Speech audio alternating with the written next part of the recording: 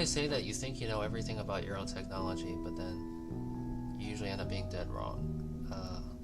And that was the case here. I didn't realize that somehow this camera is subject to strange magical glitches that I couldn't quite understand. But it is. Anyways, so... well, we're back and you didn't really miss anything. I was starting to go through the Pokemon TCG at the very first level, which is the first base set, and going through a few of the cards there to explain, like, you know, how things work, why are certain cards valuable, certain cards aren't, the difference between shadowless and non-shadowless, etc., etc., etc. So, alright, so, now that I'm back,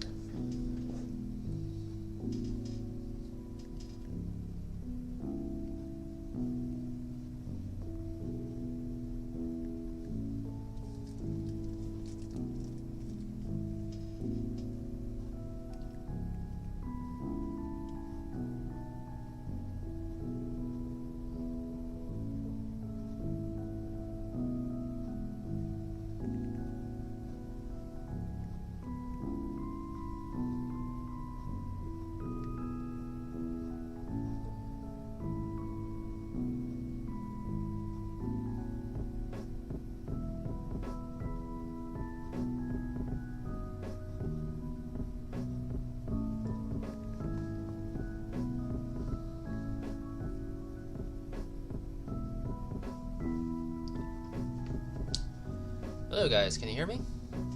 I hope so. I'm sorry for the delay. I was, technology had some issues, which I don't think they were actually resolved, but I'm just gonna kind of keep bumping through and going through until then. So, anyways, what I was about to say is that for base set cards, there is a difference between the very first print of base set and the subsequent prints, and you can see it in these two Charizard cards that I'm using here.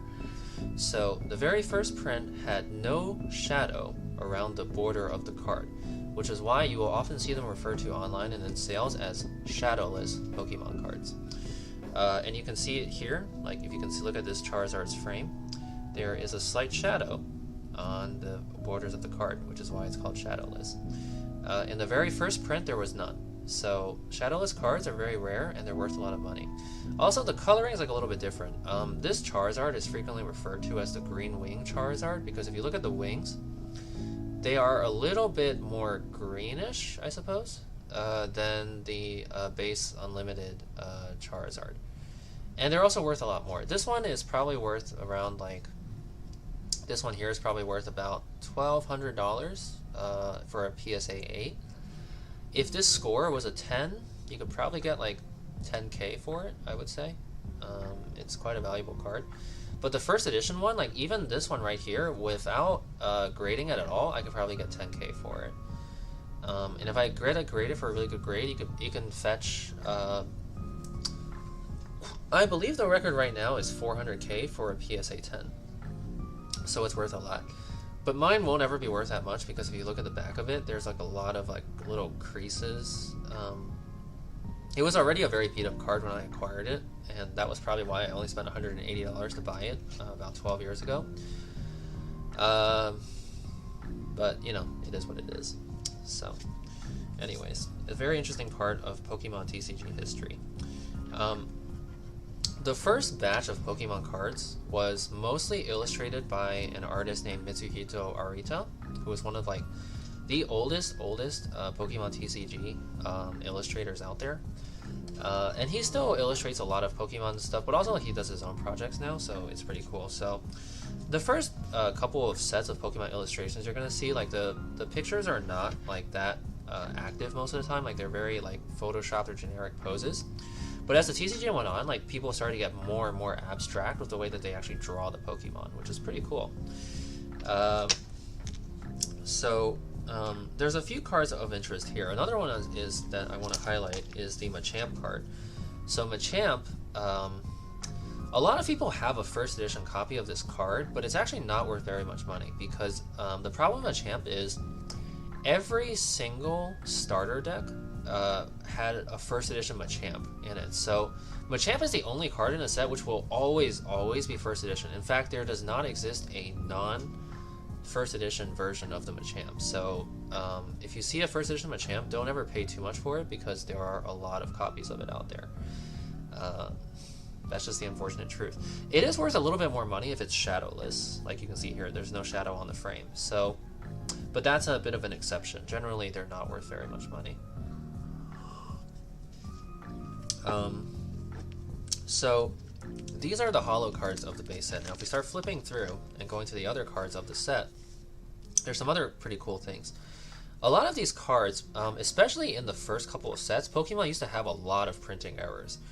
And if you can find some of the cards that had printing errors, you can sell them for quite a decent bit of money. So, for example, one of these is the Ninetales card here. So Ninetales, very cool Pokemon by the way, you'll notice that it has like a Fire Blast attack that does 80 damage, right? So there were a bunch of Ninetales that were actually printed with no damage number in this position. And I can show you, if I do a little screen share. Give me just one moment.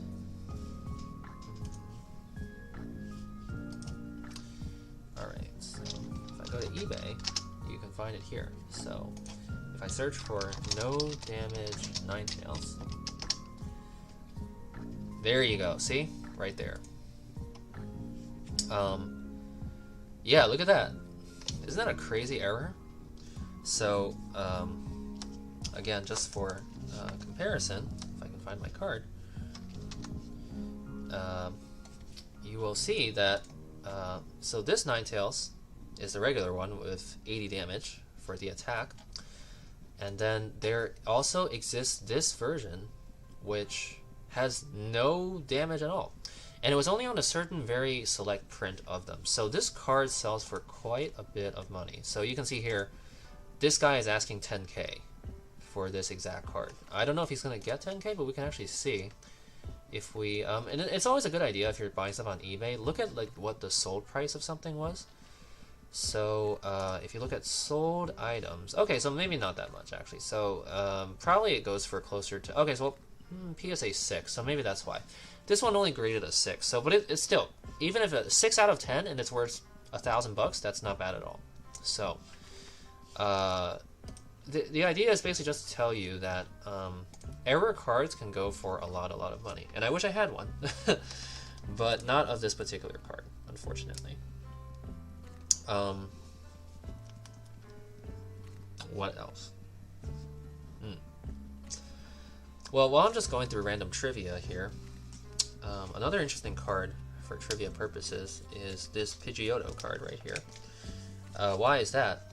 Well, not because it's an error, but because it has an attack here, which I'm not sure if you can read it, called Mirror Move, which is if you'd attacked, do the final result of that attack on Pidgeotto to the defending Pokemon. So, because this language was so vague, Pokemon used to, every time they released a card, they would have to have a separate ruling just on what the effect is for Pidgeotto's Mirror Move purposes. And this drove them crazy. So like they were really happy when Pidgeotto finally got rotated out of the standard format, because they just hated making a ruling for it. Because think about it, there's so many different effects that a Pokemon card can have, right? What if you switched out the other Pokemon as a result of your attack? Would you have to switch out Pidgeotto? Or you switch out the defending Pokemon? Anyways, this card used to drive them crazy.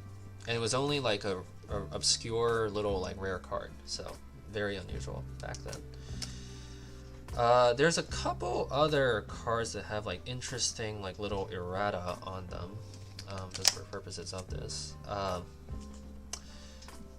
One of them being this this Wartortle has like a pretty interesting like little errata version of it. So if you notice, usually there's a little thing in the box here which says that what Pokemon it evolved from. So this one, Wartortle evolves from Squirtle, right? You can see right here, evolves from Squirtle. There are a few copies of this Wartortle card where the Wartortle does not evolve from Squirtle. It's actually a picture of a Wartortle in this box. So it's like evolving from itself. This is a really, really rare version of Wartortle, and if you have this card, you can sell it for a lot of money. So, let's if I look for it via screen share, let's see.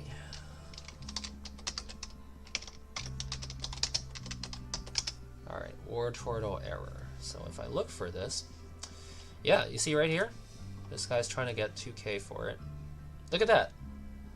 He's evolving from himself. It's Wartortle evolving from Wartortle. Unfortunately, this error doesn't occur in the unlimited. This error only occurs in the unlimited version, the non-shadowless version of the card. You can see like the frame here has like a big shadow on it. So unfortunately, I don't have this card. If I did, I could have been able to get it for a lot of money for it. It's a pretty rare error. It only happens on a few cards, but there you go. So another cool little kind of unknown error card that sometimes happens.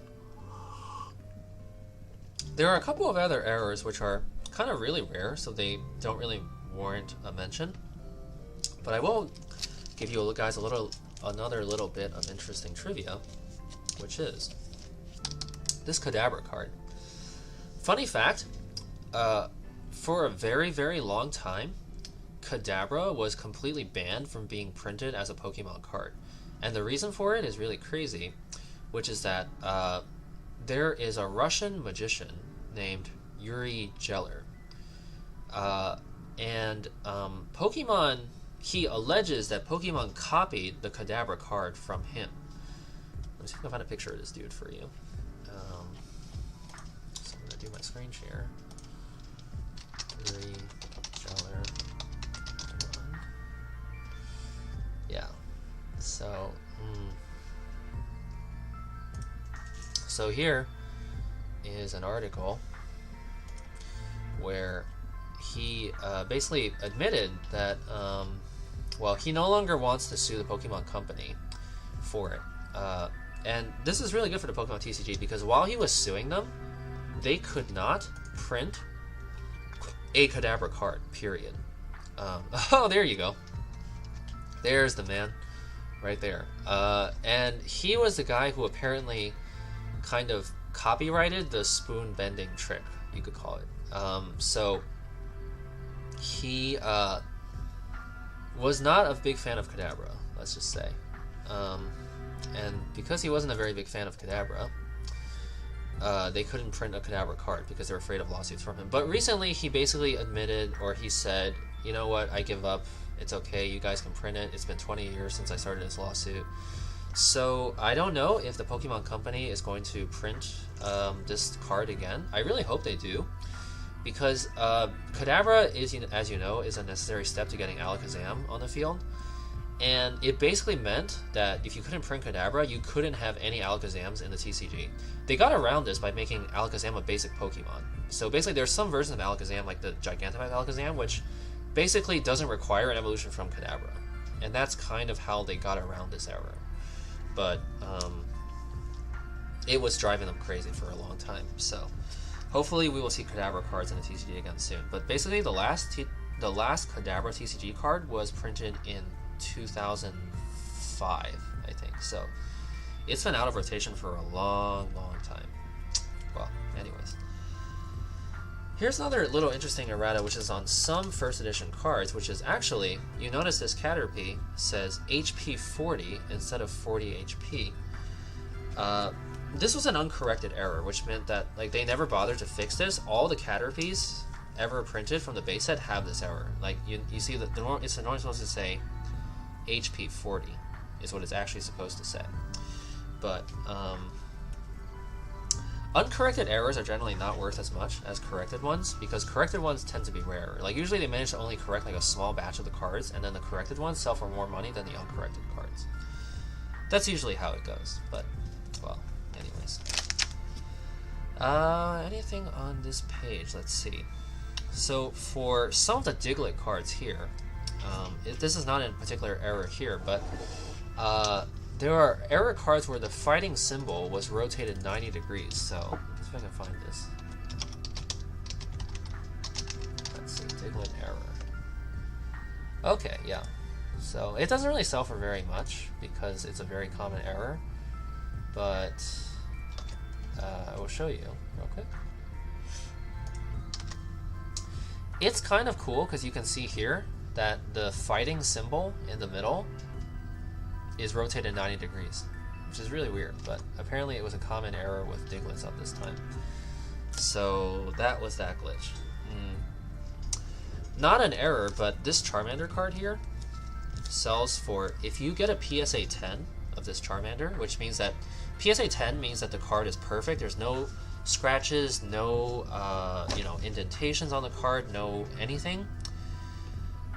It goes for up to $1,000 actually for like a single Charmander card, which is a little bit crazy, just a little bit crazy. But that is kind of where the Pokemon TCG is headed. Particularly, generally speaking, Charmander, Squirtle, Bulbasaur cards are worth a lot of money.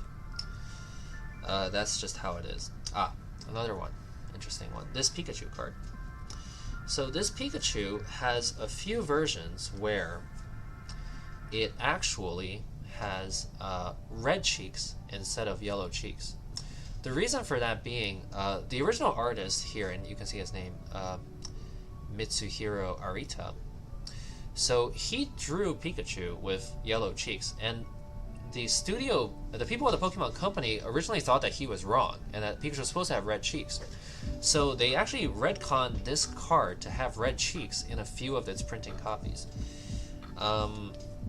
Ironically, they were actually incorrect. It actually is meant to have yellow cheeks as a Pikachu, but the red cheeks Pikachu is another print of Pikachu, which sells for a lot of money. So I will look for it for you here. So let's see. Red cheek Pikachu. Yep. Alright. Yeah, so it only occurs on a few of the Shadowless Pikachu prints. But you're going to see here, the cheeks are a very, very obvious red, as opposed to the yellow, which they are in my version. Because it's yellow here because it was actually before. This was actually before they made that little correction during the Shadowless. It was a very brief correction. When they went back to the non-first edition version of it, they, I believe, went back to having yellow cheek Pikachu. Let's see. Pikachu base set. Let's look for it on eBay. Yeah, so, yeah. Yep, it went back to yellow cheeks after a while, so. Another interesting little errata version of this card. Alright, so, next, what do we have?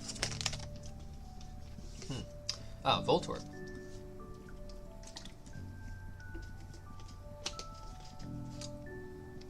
One slightly small interesting thing to notice on the Voltorb card. So, in the flavor text, this is referred to as usually found in power plants, easily mistaken for a monster ball. It has zapped many people.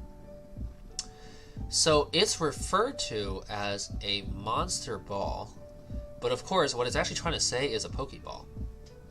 Monster Ball was the Japanese name of Pokeball, and mistakenly they copied it into the flavor text. So it's not a rare error. All the Voltorbs of both the Unlimited and the first edition base set have this error. So you're always going to see it referred to as a monster ball here, even though it is in fact actually a Pokeball, is what they meant to say. Another little interesting piece of Pokemon history right there. So with that, we're going to finish the base set. We got through the base set, and we actually now go to Jungle. Jungle is the next. It was the first expansion of Pokemon. An expansion meaning not the original set. And expansions are always designated, and basically every single set in Pokemon history, except the base set, has this. It has a little symbol right here to designate the set. And in this case, this little Vileplume flower thingy is the symbol for the Jungle set. So any card from Jungle will have this logo. Now, as soon as I say that, I'm going to tell you that it's not always true, because the Jungle set had a very rare misprint where sometimes they would have been printed without the hollow foil, the jungle symbol. So if I show you some examples of this on eBay, error Mr. Mime. So I just showed you this, but you can see here there were some Mr. Mimes that printed without any jungle symbol at all. Now I just showed you that it's supposed to have a jungle symbol, but you get the idea. So that was one little interesting error on this card. The other nice thing about the jungle expansion is they started to use more artists and have different poses for the Pokemon. So a pretty cool example of this is the Pidgeotto here is illustrated by an artist called Kagemaru Himino, who is he's an artist who's been on the Pokemon TCG for a very, very long time. And his art style is pretty unique because, and it's easier to see this on non-holofoil cards, you can always spot a Kagemaru Himino card, at least in the earlier expansions, by the fact that there is always some little weird white mist around his Pokemon. There's no reason for it, there just is. For example, let's look at this Pinsir. He illustrated this Pinsir card. Now if you look at the art very carefully, you see that? You see those like little like white cloud thingies? So so basically he always has these little clouds in his art. So if you see that kind of stuff in his art, it's very likely a Kagemaru Himino artwork, Pokemon card, which is quite interesting. Another interesting little error of the Jungle era. So Jungle introduced the idea of having both a holographic and a non-holographic rare of the same card. So for instance, I just showed you the Pinsir card, right? So this is the holofoil Pinsir, see, shiny, shiny, shiny. And this is the non-holofoil Pinsir, so non-shiny. They're supposed to have exactly the same artwork, except that there's no holofoil on one. But they messed up with one card. They messed up with Electrode. Electrode has a different artwork in this one. So this is the holofoil Electrode, but if you go to the Unlimited, the non-holofoil Electrode, it has the artwork from base set 1 Electrode, which was earlier in the set I just showed you. Which is very interesting because it's the only card where this error exists. And they never did this again after this. This is the only case in Pokemon history of this type of error, I believe. But it's an interesting part of Pokemon history nonetheless. Aside from that, there's not really too much to focus on this set. I mean, the artwork is really nice for this whole set. It's supposed to emphasize, like, you know, Pokemon that live in a jungle, so it's more of like a jungle-themed type of set. But it was interesting. And if you guys, like, you know, have like any questions, you want me to pause, or like if you want to ask me anything about any of the cards, please feel free to type it into the chat, and I will try to address the question as it comes up. Yeah, I'm like looking through these. There are some interesting artworks from Mitsuhito Arita here. You can see like he's trying to put the Pokemon into more of like a natural environment. You know, like you see Executor actually like sitting on a beach, and it's an interesting type of artwork. Ken Sugamori is one of the people who was the first Pokemon creator, and generally speaking his artworks are a lot less fun. Like he kind of usually just like photoshops them into some like weird background, but he is actually one of the original Pokemon creators, so keep what I say with a grain of salt in mind for that. Yeah, so I won't go too much into detail with the other parts of Jungle, except for one card. There was another very interesting error involving the Pikachu card from this set. So this is the second set where Pikachu was printed, with Red Cheeks this time. But there were a limited number of Pikachus that were inserted with the Jungle set that had a completely different artwork. And I'll show you what it is right now. It's a very rare error, but... So this is called the Ivy Pikachu. It was only on some first edition Jungle packs that it was involved. But as you can see here, it was a completely different artwork Pikachu. And it was actually thrown into the Jungle set by mistake. So it was speculated that only about 1 in 10 jungle boxes had Pikachu cards with this error, so it's very, very hard to find. And as you can see there, that card was selling for $1,500, so that card goes for big bucks. Big bucks for a piece of cardboard. But it's a very active market, and there are lots of people who will happily pay you that much money for that Pikachu card. So, isn't the collectibles market just crazy these days? Always has been. So now we get to the third set in the expansion, which is Fossil set.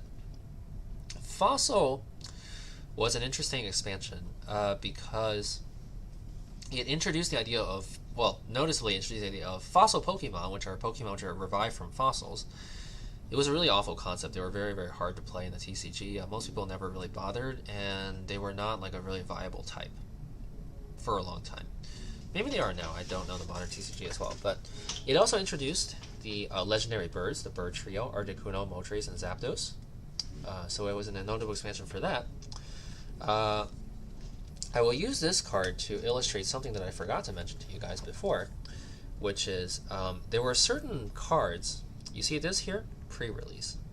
So there were some cards that were given away in like Nintendo Power magazines and other places, where basically they would be to promote the release of the set, and they would have this little pre-release stamp. So this is not actually a very rare card. There were tons and tons of this pre-release Aerodactyl around for a while. You used to be able to buy this card for $3. Now it goes for at least like 20 or 30 because Pokemon's just so hot right now. But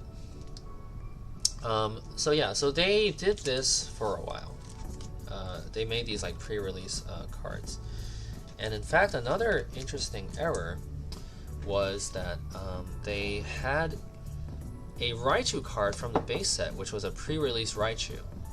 But it was really rare. It was maybe like only a few copies of it exist in the whole world. So you won't even find it on eBay because it's so difficult just to find. Another interesting error card of this era, which I will find for you, is this Zapdos card right here. So you will usually notice, and I will use another card for illustration. So you guys see here, oh, give me one moment.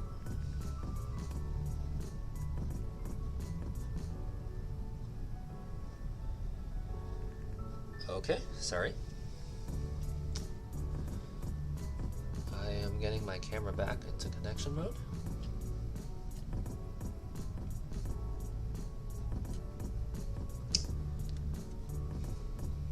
Well, while it is doing that, let me...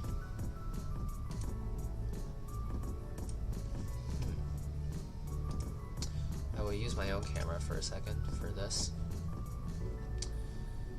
Ooh, okay, so you're gonna see for this particular muck card here, you see there's like that evolution box in the corner, right? That little evolution box?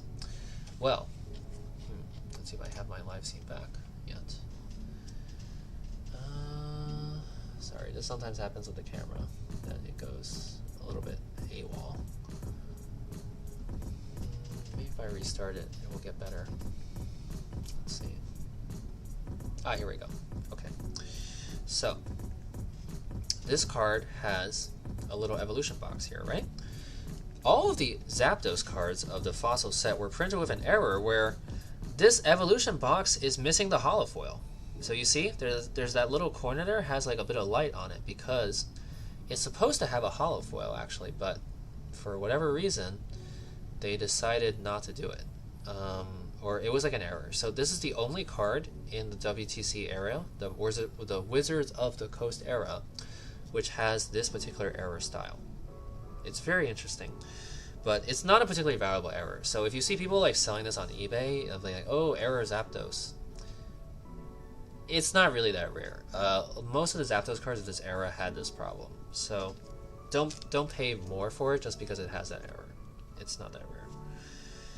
There are a few valuable cards from this set. Dragonite, a lot of people like a lot, because it's a big dopey dragon, I guess, and it's a lot of people's favorite card. So it was like a very quite popular card for a while. Let's see if there's anything else of interest from this set. I don't quite think so. There weren't too many errors in this set overall. Nothing which was like really special. This was the debut of one of Pokemon's most prolific artists, also called Miki Tanaka. They even misspelled her name. Actually, they called her Miki Tanako. Her name is Miki Tanaka. But her art style is quite particular because she has a... she draws her cards without an outline. So there's no black outline on most of her cards. And there's a very simplistic and cheerful, carefree background on most of her cards. So generally, if you see a card in his artwork style, you can be pretty certain that it's her.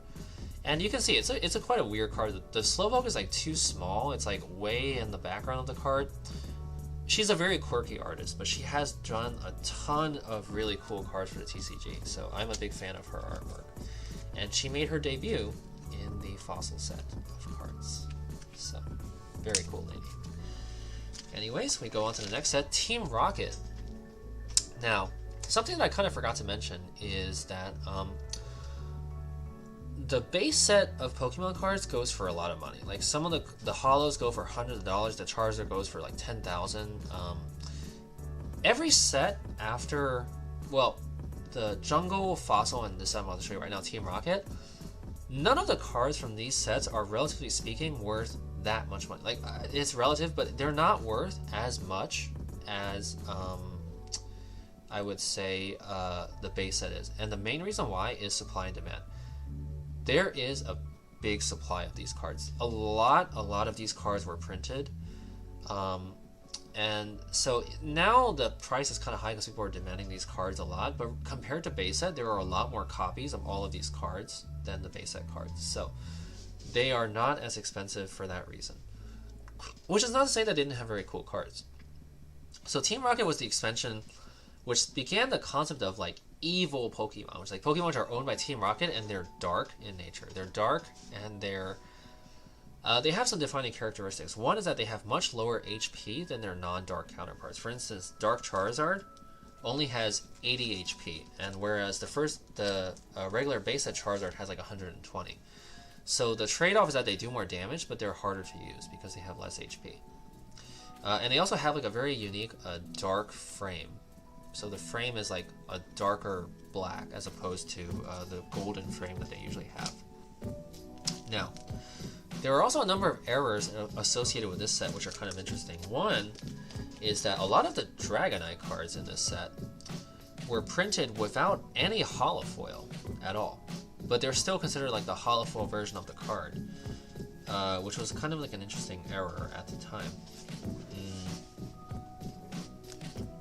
Aside from that, there isn't too much of interest of this set. One is that you will notice that this is the first time where they printed a holographic energy card. The Rainbow Energy in Team Rocket was the first holo energy card, so to speak, of any Pokemon set. Other than that, it was like a very normal set. I'll show an example of I will show you an example of, let's see, error, Dragonite. Yeah, here you go. So, this was, this is not an error, sorry. Here you go. So, oh, no. Which one is it? Okay, here. Here's an example. So why is this Dark Dragonite so freaking expensive? $3,900? Well, it's because it's not a holographic Dragonite. You can see that. There's no holofoil. But the number here is 5 out of 82. And you can just barely see that in the corner. In the very lower right corner, 5/82. That is supposed to be the holo card's position in the set. So For instance, and I'm going to show you right now the difference. And you can see here, see mine is 5 out of 82, right? But mine has like the shiny hollow foil. So there are a very few copies of this Dragonite card that do not have a hollow foil but are still numbered 5 out of 82. So it's a very, very rare error, and because of that, it's worth a lot of money. But that's been the general theme of these overall, is that error cards are worth money more generally. So that is about it for Team Rocket, which is another very little interesting addendum to the Pokemon TCG. Lots of very beautifully illustrated cards. There were a lot of Mitsuhito Arita artworks in this set. This one's also Kagamaru Himino again, and you can notice it again, very cloudy white, kind of like brushing up style of art, which he was quite well known for. Team Rocket, I will say, has one other interesting defining characteristic, which is that it is the first set to ever have a secret rare. Secret rare being that there are 82 cards in the set, but what they don't tell you is that there's an 83rd card in the set, which is, in this case, Dark Raichu. So you can see right there, you can barely see that number, 83 out of 82, which designates that it's a special rarity. So this is Dark Raichu, which evolves from Pikachu. I don't even know if there is a Pikachu card in this set, actually. I don't think there is. Let me take a look for it. But I don't think I will find one. Nope. No, there was no Pikachu card in this set. So yeah, you would not have even known that it was there. So that finishes Team Rocket, which is another kind of interesting expansion of cards in the set. We're gonna go now to our last bit of the evening, which is the Black Star promo cards of WTC. So here is the aforementioned Ivy Pikachu that I mentioned. So I showed you a picture of the first edition version of one of these. So this is like the regular non-first edition one, which goes for a lot less money, maybe like 50 bucks at most, maybe like 30, probably more likely. It was a promotional card given out at some Pokemon League events, so some people could have gotten this. These 4 cards here, you guys might be familiar with them, because if you watched Pokemon, the movie, this was you would have gotten one of these 4 cards every time you watched the movie. It was like a little promo pack. And they have this interesting little gold foil here, which you can kind of see in this light. Warner Brothers, Kids WB, Pokemon the first movie. So, kind of an unusual little card at the time. Interesting enough, there are some error versions of this card where this little logo is actually flipped upside down, and it actually appears like somewhere here in the card. If you have one of these, it can be worth a decent amount of money, depending on which card it is. And let me do a screen share and try to look for it, actually. So let's see. Error WB Pokemon. Let's see. Ah. Errors in pack. No, that's not it. So, I think this one might be one. Yep, inverted error. So, here's a Dragonite, right? If you look right there, there it is. See? The logo is upside down. And it is actually in the exact opposite position of where it's supposed to be. So this guy wants $6,000 for this promo. Is that really how much it sells for? Let's take a look. If we look at sold items, error. No, I don't think this one's an error. Okay, well, yeah, it goes for $2,400, which is not a lot for trading cards, but still quite a decent amount of money. So take that for what you will. It's an interesting error. I wouldn't pay that much for it personally, but people like error cards, and they like this sort of thing. A couple of other interesting promo cards which you guys may or may not know. This was a promo card which was given out with a Pokemon soundtrack. I forget which one, but it was one of the Pokemon soundtracks. You could have gotten this like Jigglypuff card as a promo for that. and I guess that's why it's having a bunch of musical notes in it, so take that for what you will. There are a bunch of Mew cards here. One is being hollow and one not. These were League promos, I believe. This Meowth card was given if you bought the Pokemon trading card game Game Boy game, which I had a lot of fun playing in my youth. This Mewtwo card here is a bit interesting because it was the only Pokemon TCG card which was ever illustrated by Christopher Rush. Christopher Rush, excuse me, is was a primary artist for Magic the Gathering, which is Wizard of the Coast's other really, really big game. Interesting enough, he also illustrated the Black Lotus, which is one of the most valuable Magic the Gathering cards ever made. An alpha version goes for a couple $1 million. So he's a very famous artist, but most people didn't even know that he actually had a Pokemon card illustrated as well. Mewtwo, of all cards. The Japanese version of this Mewtwo has a completely different artwork, which is much more generic. So this is a very cool card. But there's a lot of copies of it, so it doesn't actually sell for very much money, unfortunately. Still cool, though. I like this Saito card just because I really like the artwork. He's just kind of like lost in a pond, which is just how Psyduck is generally. He's just kind of like a dopey guy. Like, I don't know what's going on there.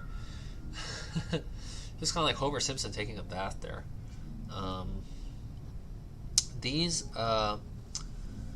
So these three legendary bird cards are pretty cool because they were given as if you watched the Pokemon the movie 2000, I think it was, you would have gotten one of these three. And so these have an interesting error where they actually list the wrong artist as the artist of the card. So the artist is given as Toshinao Aoki, but it's actually Nayo Kimura, who is another very famous Pokemon artist. But if you had watched the movie, you would have gotten one of these promo cards. Another interesting one is this League. Oh no, I don't think this is a League card. I believe this was given in like a magazine, but it's called the Birthday Pikachu card. And what you're supposed to do with it is actually you're supposed to write someone's name and you're supposed to write the actual day of your birthday here.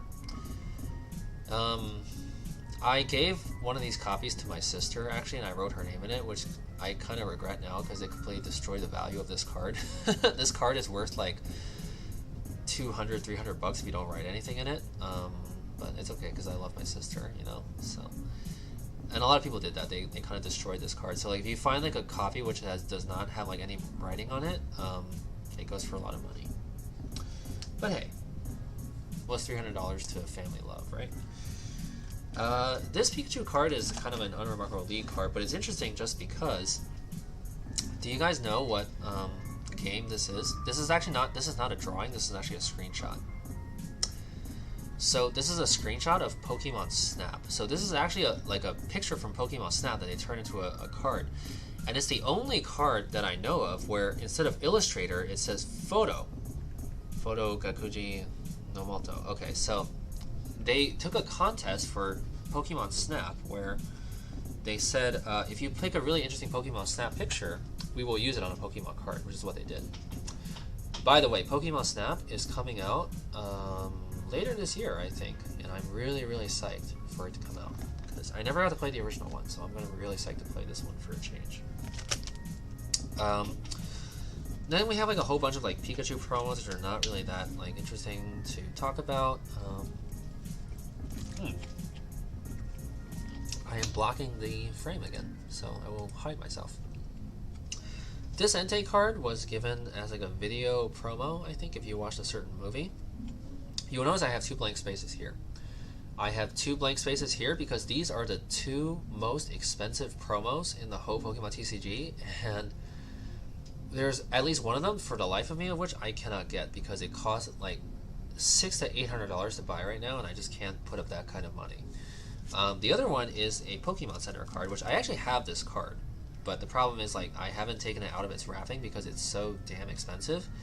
You could have only gotten these cards if you had gone to the inaugural opening of the New York City Pokemon Center in 2001. So it was a really very hard card to find.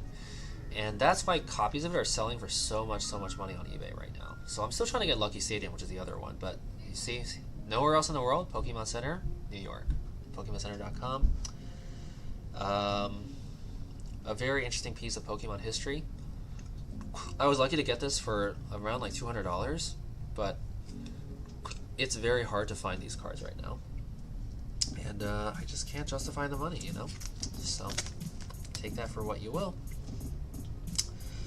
Promos. Okay, this is an interesting promo too. This Snorlax card here. At first you might wonder, well, why does the card look like it was drawn by like an 8-year-old? And the answer is because it was drawn by an 8-year-old.